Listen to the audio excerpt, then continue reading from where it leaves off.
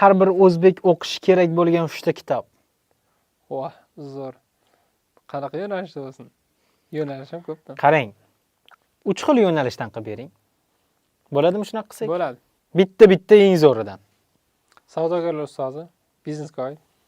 Biz endi avvallari yuridik dars bersam, diplomatiya dars bersam, bolalar iqtisoddan dars beraman.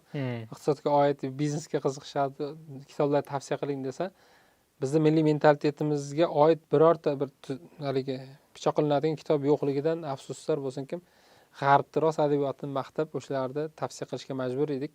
Va nihoyat kitob yozildi, hammasiga javob berdi, dam berdi. Birinchisi ham, ikkinchisi ham o'qisin. Uchinchisi chiqqan hozir. Baxt manzili yoxud benazir imom degan.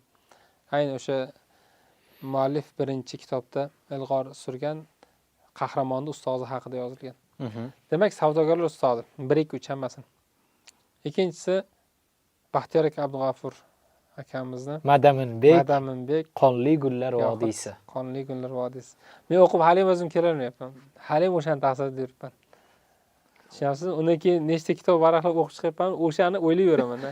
Madaminbekni o'ylab kechalari bir haligi boshqacha o'ylanib qolaman. Qani taqdir bilasizmi? Mana shu burchakda ketganda. Tushunyapsizmi? Jarga qulagan-u, lekin bu yoqda qolish har lahza qolish ehtimoli bo'lganda, agar qolganda hozir O'zbekiston butun dunyoda holati ham iqtisodiy, siyosiy, ijtimoiy jihatdan umuman boshqacha bo'larmidi deb.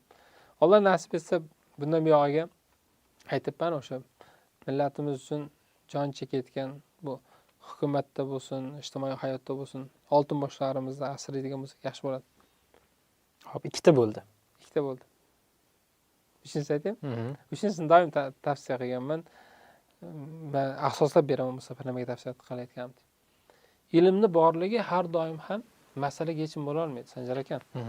Chakib turgan odam oldiga boringda, chakma bu chakishing yomon desangiz, sigaret chakishda zarari haqida sizga 1 soat ma'ruza qilib beradi o'sha odam. Ha. Professor bo'lishi ham mumkin. Qanday ta'sir qilishidan tortib, haligi asoslab beradi ilmiy. Ichayotgan odam ichishni yomonligini o'zi ham biladi. Obro'siga, jamiyatga putur yetkazayotgan. Ya'ni unda ilm bor. Nimaga amal qilmayapti unda? Chunki ruh zaif. Odat, ya'ni qaramlik borki, unda nafsga qaramlik, nafsga qullik borki, ruhni zaifligi orqasidan ilmi unga kor qilmayapti. Juda ko'p holatlarda tuppa-tuzuk mana yaxshi oilalarda ajrashib ketayotganini ko'rasiz. Katta siz havas qilgan odamlarning oilasida baqir-chaqir bo'layotganini ko'rasiz.